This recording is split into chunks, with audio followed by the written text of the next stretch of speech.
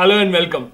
This is your 9 p.m. daily quiz. Thank you so much for joining in. As you know, this is the place where we take up some of the most important news stories of the day from different sources such as the Hindu newspaper, the Indian Express, the PIV, down to earth, etc. Convert them into questions that are relevant for the prelims examination and then ask you those questions. The best way is test yourself.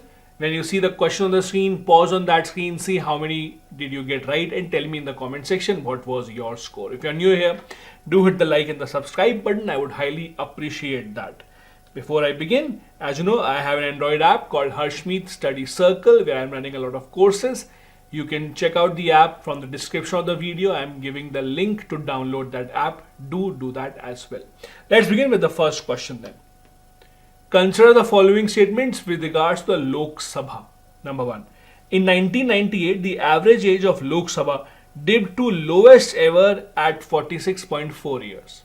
Second, Article 84, which sets the eligibility criteria for parliamentarians, was introduced as an amendment to the draft constitution in the Constituent Assembly by Dr. B.R. Ambedkar. Third, the number of MPs aged 35 or less has consistently increased since the first Lok Sabha. How many of these are correct? Slightly tricky question because whenever we read about the Lok Sabha, we don't focus a lot on the age profiling of the members. The reason why we are discussing this is because there is a demand now in the Rajya Sabha. For example, the Aam Aadmi Party MP Raghav Chadha has put up this point that we should think about reducing the age for fighting elections in India. In that context, this has become a relevant topic. First is correct. The lowest average age in our Lok Sabha history was in 1998 Lok Sabha when the average age was 46.4. Second is also true. Article 84 is the article that talks about the age for parliamentarians. It was introduced as an amendment in the draft constitution. Interestingly, Dr. B.R. Ambedkar was of the view that while for Lok Sabha average age or lowest age should be 25, for Rajya Sabha he wanted it to be 35. Then some people said it's not right and then it was amended to 30. So second is correct. Third is wrong. Number of MPs aged 35 or less has consistently declined since the first Lok Sabha. So increasingly we see lesser number of young people joining politics or winning elections rather. Thus the answer here is B. Only two of these is correct. First and second, the third one here is wrong. There's an article in the Indian Express newspaper today about how 18th Lok Sabha is India's oldest ever. As you can see, the number of MPs under 35 in the Lok Sabha. This is an average age of MPs by Lok Sabha or average age of MPs in the Lok Sabha. 1998 was when it was at its lowest, 46.4. Second lowest was 1952, 46.5. We are now at an average of 56. Next, question number 2. Consider the following statements. Number 1. Supreme Court in the state of Madras versus Champakam Durai Ranjan case in 1951 held that reservation of seats in educational institutions was unconstitutional. Second, in 1958 the state of Mysore reserved 75% seats in educational institutions for all communities except the Brahminic community.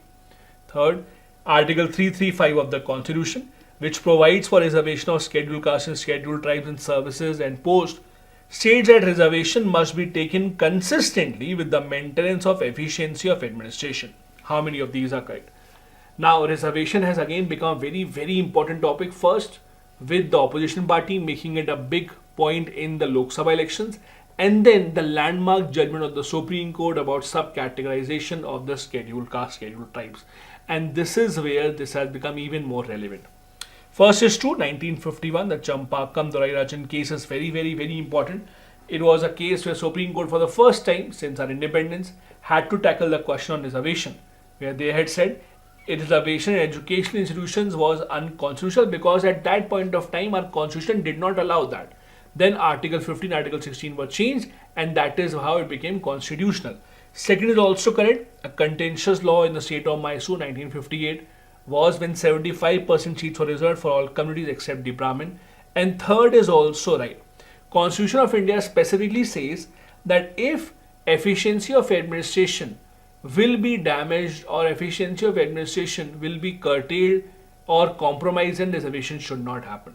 That is why you will see that there are still some exams in India where reservation is not permitted. Do tell me in the comment section, can you tell me a college or institute in India which is run by the government but still does not have any reservation? Do tell me in the comment section, I'll be waiting for your reply. The answer here is C, all the three here are correct. This is an article in the Indian Express newspaper about how Supreme Court's Chief Justice has underlined the concept of substantive equality in this recent judgment. Next is question number 3. Imesthapier that was recently seen in the news is what? Brain-eating amoeba, a herbicide, latest antibiotic discovered in France, or genetically modified tomato seed? Again, imesthapier that was in the news is what exactly? This is a herbicide. For many years now, the scientists have been tackling with this problem of how to cut down the issue of stubble burning in states such as Punjab and Haryana. Stubble is as you the leftover that you have after you cut all these paddy. So another interesting incident or another interesting discovery that has been made is with the use of this herbicide, imesthapier, we might be able to find a way out.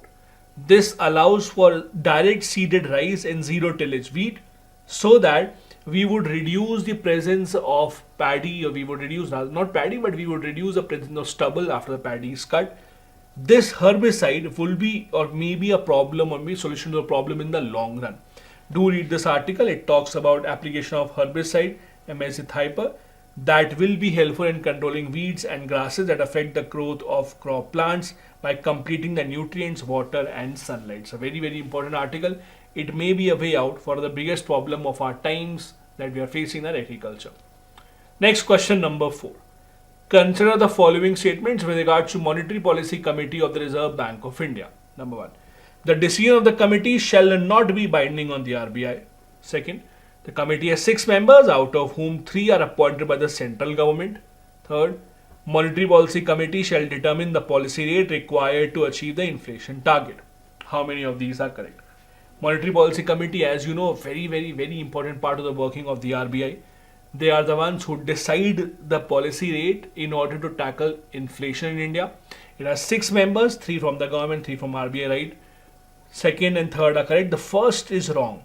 Whatever decision this committee takes, it is actually binding on the RBI. It is binding on the RBI. So whatever policy decisions they take, for example, if they decide that this will be the repo rate, this will be the CRR, it has to be binding on the RBI. The answer thus is B. Only 2 are correct. The first statement here is wrong. Again, there is an article in today's newspaper about why Monetary Policy Committee is likely to keep the repo rate steady going forward. This is an article that tells you about the impact of monetary policy and how a change in the repo rate may change our economics. Next, question number 5. Miombo, recently seen in the news, is what? Miombo, a Mexican indigenous tribe, grasslands in Africa, a recently discovered butterfly in Western Ghats, or none of the above? Miombo. Slightly difficult question. We have taken this question from the Down to Earth website. This is actually the famous grasslands in Africa that are spread across multiple countries. This is a grassland. Why is it in the news? Because a new project has been initiated by Food and Agriculture Organization, FAO, and some other organizations to safeguard the famous Miombo forest to boost food security in countries such as Mozambique and Zimbabwe. This forest has been under threat, just like many of the global forests now, and international organizations are coming together to safeguard this. Do remember this as well. To end the day, again, I have an important infographic for all of you that I have taken from the government website. This is an infographic that gives you information about government efforts to make it easy to report crimes in India. There are new provisions that are now a part of the law. For example, EFIR, which has provision to file complaint through electronic medium. Victim should go to police station within 3 days and then sign the complaint. So initial complaint can be done online, and then within 3 days you can go police station and then sign on it. Zero FIR has also been made possible now, meaning that usually wherever the crime was committed, you had to get your FIR registered in that area's police station. Now that is not a compulsion. FIR can be registered anywhere. This is zero FIR. Similarly, electronic digital evidence is now valid as other evidences. These are some of the important provisions that have been made by the government to make it easier to report crimes for the common people. This brings us to the end of today's session. Do hit the like and the subscribe button. I'll see you tomorrow for the next one. Till then, bye bye. Jai Hind.